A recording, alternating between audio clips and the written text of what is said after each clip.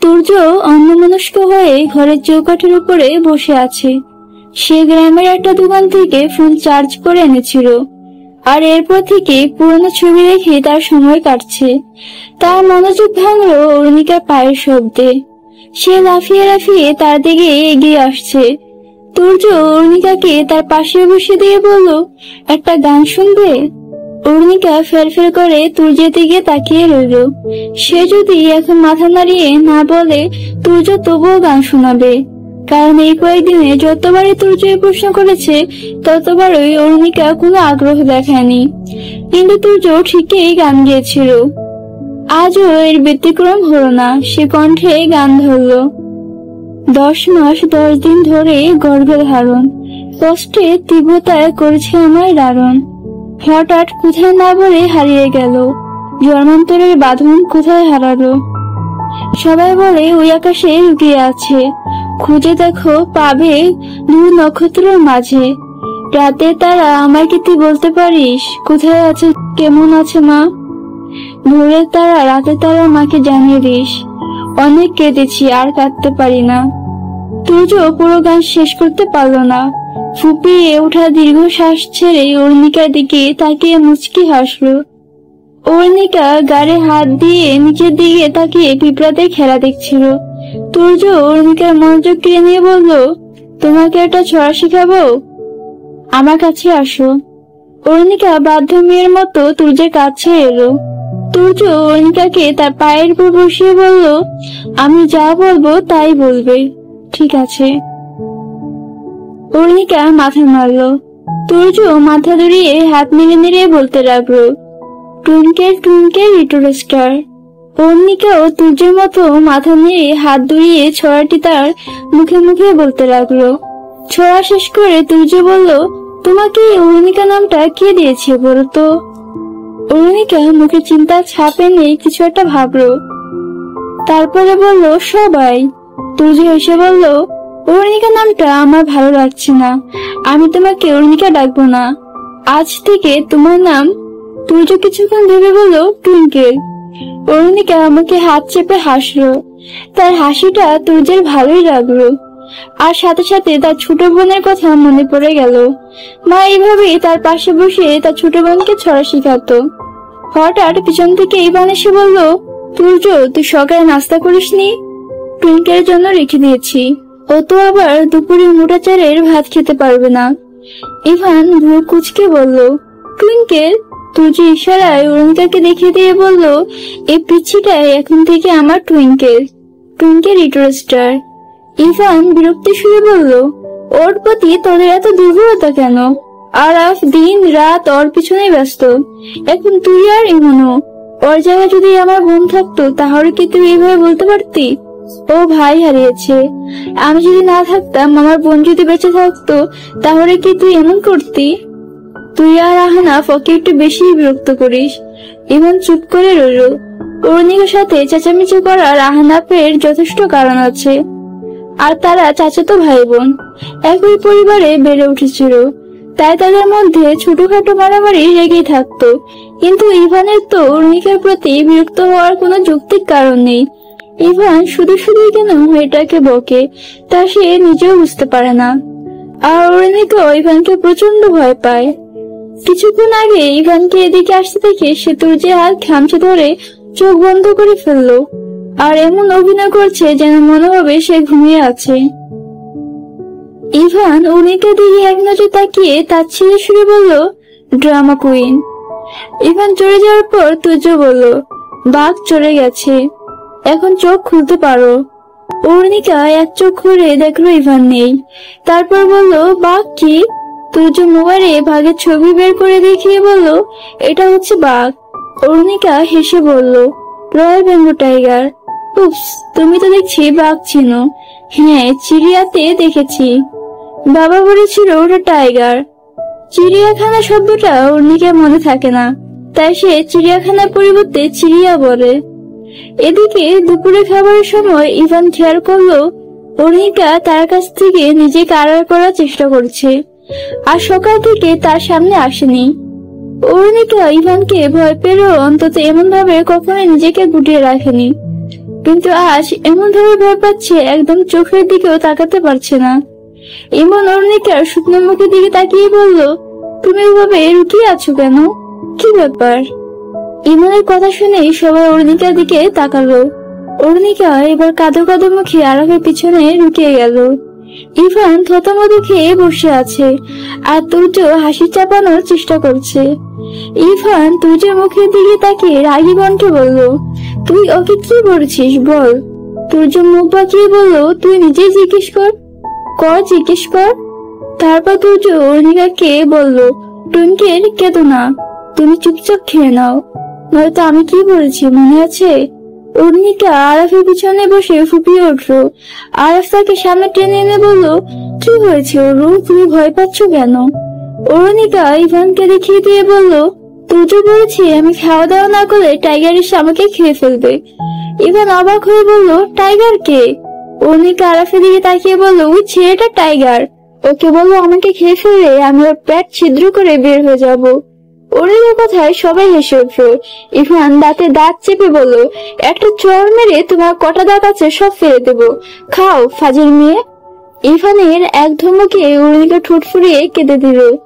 আর এই কান্না থামাতে আরাফকে খাওয়া ছেড়ে তাকে নিয়ে ঘর থেকে বের হতে হলো। তাহমিদ খাওয়া দাওয়ার ব্যাপারে খুবই সচেতন, যেটা সেটা সে খায় না, খুব বাঁচা বাঁচা খাবার খায়। আর তার একটা গুণ হলো সে খেতে ভালোবাসে। সে ধীরে ধীরে সময় নিয়ে খেতে থাকে। এমনও হয় খেতে খেতে তার অর্ধেক সময় পার হয়ে যায়। তার আবার রান্না বান্না করার শখও আছে। মা রান্না করার সময় সে পাশে দাঁড়িয়ে অনেক কিছু শিখে ফেলেছিল। সে মাকে সবসময় বলতো বড় হয়ে সে নিজের রেস্টুরেন্ট খুলবে, আর সেই রেস্টুরেন্টের প্রথম কাস্টমার হবে তার মা। তাহমিদের সেই স্বপ্নটা কখনো পূরণ হবে কিনা তা সে নিজেও জানে না, কিন্তু তার আফসোস রয়ে গেল, মা তার হাতে রান্না করা কোনো খাবারই খেতে পারলো না। তাহমিদ অপরিচ্ছন্ন পরিবেশ একদম সহ্য করতে পারে না, কিন্তু এই বাড়িতে আসার পর থেকেই তার সেই পরিবেশে খাপ খাওয়াতে হচ্ছে। এদিকে তাদের থাকার জন্য রহমত চাচা কয়েকটা মাদুর এনে দিয়েছিলেন, তার উপর কোনো বেডশিটও নেই। বালিশগুলো কোথা থেকে তুলে এনেছে কে জানে। তেলচিটে দাগ দেখে তারা সবাই কটা বালিশ একপাশে স্তূপ করে রাখলো, আর তাদের কাঁধের ব্যাগগুলো বালিশ হিসেবে ব্যবহার করতে লাগলো। এই ঘরে মশার অভাব নেই, অথচ মশারির অভাব ঠিকই রয়েছে। পুরো গ্রামের কোনো দোকানেই তারা মশারি খুঁজে পায়নি। অদ্ভুত ব্যাপার হলো তারা একটা এমন গ্রামে আছে যেখানে মানুষগুলো ফোনও ব্যবহার করতে জানে না। গতকালই এক ভদ্রলোক শহরে থাকা তার ছেলের সাথে কথা বলার জন্য আহনাফকে বলছিল ফোনে নাম্বার চেপে দিতে। আহনাফ অবাক কণ্ঠে হয়ে ভদ্রলোককে তার ছেলের সাথে কথা বলে দেয়। এদিকে কোয়েলের ধোয়ার গন্ধে আরাফের অ্যালার্জি, তাই সে এতদিন পাশের রুমে মশা কামড় খেয়ে ঘুমাচ্ছিল। অন্যদিকে অরুণিকা আরাফের আশেপাশেই থাকে আর রাতে তার সাথেই ঘুমায়, তাই সারা রাত হাত পাখা দিয়ে বাতাস করে অরুণিকাকে মশা থেকে বাঁচিয়ে রাখার দায়িত্ব ছিল আরাফ আর তুর্য। সকাল হতে রহমত সাহেব ঘরে এসে সবাইকে উঠে দিয়ে বলল, তোমরা তাড়াতাড়ি উঠো, আমাদের এখন এখান থেকে বেরোতে হবে। রহমত চাচার ভীতু কণ্ঠ শুনে 6 জনের লাফিয়ে উঠল। কোনোভাবে ব্যাগপত্র গুছিয়ে অরুণিকাকে নিয়ে তারা বেরিয়ে পড়লো। তারা বাড়ির পিছনে রাস্তা দিয়ে বের হয়ে অনেক দূরে চলে এলো। হঠাৎ পিছন ফিরে ঘরটির দিকে তাকিয়ে থমকে গেল ইমন। অস্পষ্ট সুরে বলল, আগুন। রহমত চাচা তাদের ভিড়ের পাশে থাকা একটা সাঁকড়ার নিচে বসিয়ে দিয়ে বলল, তোমাদের শত্রুপক্ষ জেনে গেছে তোমরা বেঁচে আছো। ওরা জেনে গিয়েছে তোমরা সেদিন স্কুলের পিকনিকে গিয়েছিলে। আহনাফ অবাক কণ্ঠে জিজ্ঞেস করলো, ওরা কিভাবে জানলো? ওদের কাছে সব তথ্য আছে। এবার ইভান বলল, কিন্তু ওরা এই ঠিকানা কিভাবে পেল? রহমত চাচা চিন্তিত কণ্ঠে বলল, আমি নিজেও বুঝতে পারছি না। তোমরা 6 জন বেঁচে আছো এটাই হয়তো জানে, অরুণিকার ব্যাপারে ওদের কোনো ধারণা নেই। তোমাদের আজই এদেশ ছাড়তে হবে, নয়তো এরা তোমাদের খুঁজে বের করে ফেলবে। এরপর কলকাতাগামী বাসে উঠে দিয়ে রহমত সাহেব সবার হাতে প্রয়োজনীয় কাগজপত্র দিয়ে দিলেন, আর বাস থেকে নামার সময় বললেন, তোমরা যেখানেই যাচ্ছ নিশ্চিন্তে থাকো, তোমাদের কিচ্ছু হবে না। আর অরুণিকা তোমাদের আপন বন্ধুই, কেউ যদি এই সত্যটা জানে অনেক সমস্যা হবে। এই বয়সে একটা মেয়েকে অনেকে দত্তক নিতে চাইবে, তোমরা নিজেরাই বুঝবে তোমাদের কি করা উচিত। আরাফ বলল, আমি ওকে কোথাও যেতে দেব না, ও আমাদের সাথে থাকবে। দত্তক নিতে কেন চাইবে?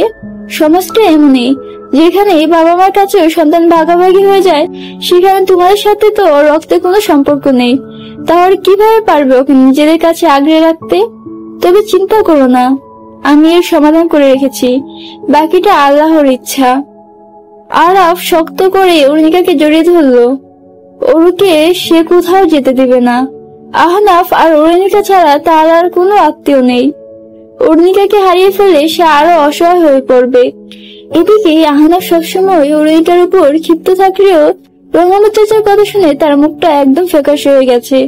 সে আলতো করে অরুণিকার ছোট হাতটি তার মুঠোয় আবদ্ধ করে বলল, অরু, তোমাকে আমরা কোথাও যেতে দেব না, তোমাকে বড় হতে হবে। আমরা চাচুর স্বপ্ন পূরণ করব, তোমাকে পড়ালেখা করাবো, তারপর ভারত ছেড়ে দেখে বিয়ে দেব। আমাদের নাগারের বাড়ি তুমি যেতেই পারবে না, কারো সে অধিকার নেই যে তোমাকে কেড়ে নিয়ে যাবে। এত সহজ নাকি কোথা থেকে অপরিচিত কেউ আসবে আর দত্তক নিয়ে চলে যাবে? প্রায় 22 ঘন্টার পর তারা কলকাতা এসে পৌঁছালো। বাস স্টেশনে এসে থামতে তারা নেমে পড়লো। যে লোকটা তাদের নিতে আসবে, রহমত চাচা তার একটা ছবি পাঠিয়েছিলেন। অনেক খোঁজাখুঁজির পরও সে লোকটাকে খুঁজে পাওয়া গেল।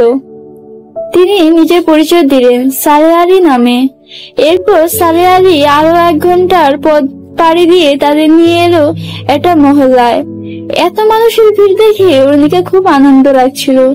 সে উৎসুক দৃষ্টিতে এদিক ওদিক তাকাতে লাগলো। মহল্লার ভ্যান গাড়ি নিয়ে দাঁড়িয়ে আছে ফেরিওয়ালা। অরুণিকার খেলনা ভ্যান গাড়ি দেখে বলল, আমি ওটা নিব। আরাফ অরুণিকার কথা না শুনে হাঁটতে লাগলো। এখন তারা কোথায় যাচ্ছে সেটাই তাদের ভাবনার বিষয়। এটা ওটা নেওয়ার মতো টাকাও তো তাদের নেই। অনেকক্ষণ হাঁটার পর মহল্লার শেষ দিকে একটা গলিতে ঢুকে পড়লেন ভদ্রলোক, আর তাদের নিয়ে এলেন একটি সেমি পাকা বাড়িতে। ঘরে ঢুকতে ছোট একটা বারান্দা, ভিতরে বড় একটা রুম, তার সাথে লাগানো একটা মাত্র ওয়াশরুম, আর ঘরের মধ্যেই রান্নাঘর। যদিও ঘর পরিষ্কার থাকায় কিছুটা স্বস্তি লাগছে, তবুও এতটুকু একটা ঘরে 6 জনের সাথে কিভাবে থাকবে? সালেহ আলী ঘরের চাবি বুঝিয়ে দিয়ে বললেন, আমি পাশের ঘরে আমার বউ বাচ্চা নিয়ে থাকি, এখন তোমরা বিশ্রাম করো, আমি পরে আসবো। সালেহ আলী চলে যেতে তারা ঘরটি ঘুরে ঘুরে দেখতে লাগলো। ঘরে একটি মাত্র ফ্যান, তবে 2টা লাইটের ব্যবস্থা করা আছে। এক পাশে টেবিল ফ্যানও রাখা আছে। 2 পাশে 2টো খাট আর বিছানা রয়েছে, আর তাতে পরিচ্ছন্ন কাঁথা বালিশও রাখা আছে। এক পাশে খাটের সাথে লাগানো একটি টেবিল, সেই টেবিল রান্নার জিনিসপত্র সাজানো আছে। অন্য পাশে গ্যাসের চুলা। এদিকে ওয়াশরুমেরও সবকিছু ঠিকঠাকই আছে। অন্তত আগের ঘরটি থেকে এটা একটু উপযুক্ত। এবার 6 জনেই ব্যাগপত্র মেঝেতে ফিরে 2টো খাটে 3 জন করে গাদাগাদি করে শুয়ে পড়ল। অরুণিকা তাদের দিকে তাকিয়ে বলল, আমি কোথায় ঘুমাবো?